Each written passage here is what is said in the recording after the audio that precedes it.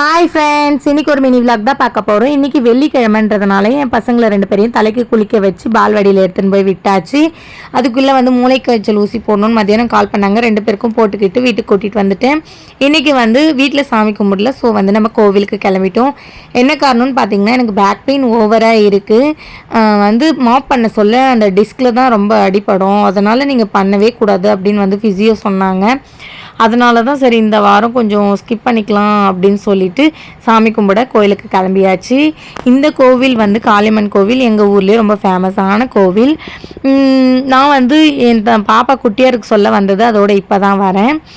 எங்கள் தம்பி குட்டியாக இருக்க சொல்ல இந்த சாமியை பார்த்து ரொம்ப பேசிகிட்டே இருந்தான். என்ன காரணம்னு தெரியல. எனக்கு அப்பத்துலேருந்து இந்த சாமி மேலே ஏதோ ஒரு நம்பிக்கை. பேக் பெயினுக்கும் வீட்டில் சாமி கும்பிடறதுக்கும் என்ன சம்மந்தம் அப்படின்னு நீங்கள் கேட்பீங்க. பேக் பெயின்ன்றதுனால நான் வீடு துடைக்கலை, அதனால் வீட்டில் விளக்கேற்ற எனக்கு சங்கடமாக இருந்துச்சு. அதனால தான் கோவிலுக்கு வந்தேன். அப்புறம் நம்மளோட முதற்கண் விநாயகர் கணபதி பப்பா கிட்ட ஒரு 3 தோப்பு கரணத்தை போட்டுட்டு அவர்கிட்ட பிளஸ்ஸிங்கை வாங்கிட்டு நெக்ஸ்ட்டு நம்ம கோவிலை சுத்த கிளம்பியாச்சு. கிட்டத்தட்ட இந்த கோவிலுக்கு நான் 1 இயர் ஆயிருக்கும். ஏன்னா ரொம்ப நாளைக்கு முன்னாடி வந்தது.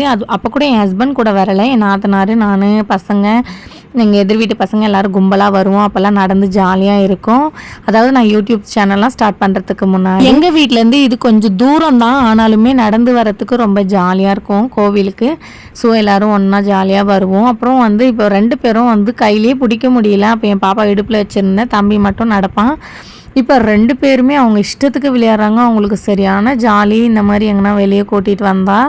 அப்புறம் என் வீட்டுக்கார் நவகிரகத்தெல்லாம் சுற்றிட்டு இருந்தார். எங்கள் வீட்டுக்காரும் எங்கள் பையனும். ஆனாலும் எங்கள் பாப்பா விளையாடிட்டே இருந்தாங்க. அப்புறம் நாங்கள் 4 பேரும் மாற்றி மாற்றி பட்டடிச்சுக்கிட்டோம். அவரோட பசங்களுக்கும் எனக்கும் சேர்த்து 3 பேருக்கும் அவர் இழுத்து விட்டார். அவருக்கு நான் இழுத்து விட்டேன். பொண்டாட்டிக்கு குட்டி அழகாக வைப்பாருன்னு பார்த்தா பசங்களுக்கு எப்படி பட்டப்பட்டே இழுக்கிறாரோ அதே மாதிரி இழுக்கிறாரு. கேட்டதுக்கு இதுதான் அழகு அப்படின்னு சொல்லிட்டாரு. அதுக்கப்புறம் அவருக்கு மட்டும் எனக்கு மட்டும் குட்டியோண்டு வெய்ய அப்படியா, நம்ம எப்படி சும்மா விடுவோம், அதே மாதிரி அவருக்கும் நான் பட்டப்பட்டே இழுத்து விட்டேன். ஆனால் அழகாக இருக்குல்ல அவருக்கு. அப்புறம் நாங்கள் சாமி கும்பிட்டுட்டு, ஆனால் இது பிளானே கிடையாது, எதார்ச்சியாக வந்தது. ஒரு குட் மெமரிஸ் கிரியேட் ஆகிடுச்சு. குழந்தைங்க எப்பவுமே புது இடத்துக்கு வந்தால் சைலண்ட்டாக இருப்பாங்க. ஆனால் என் பசங்க ரொம்பவே வித்தியாசம். புது இடத்துக்கு வந்தால் தான் அவங்க ரொம்ப சுறுசுறுப்பாயிடுவாங்க. சரியான கடுப்பேற்றி விட்டுறாங்க. பட் இருந்தாலும் இந்த கோவிலில் பீஸ்ஃபுல்லாக இருந்துச்சு. வேற எங்கன்னா போயிருந்தா அந்த மாதிரி சொல்ல வரேன்.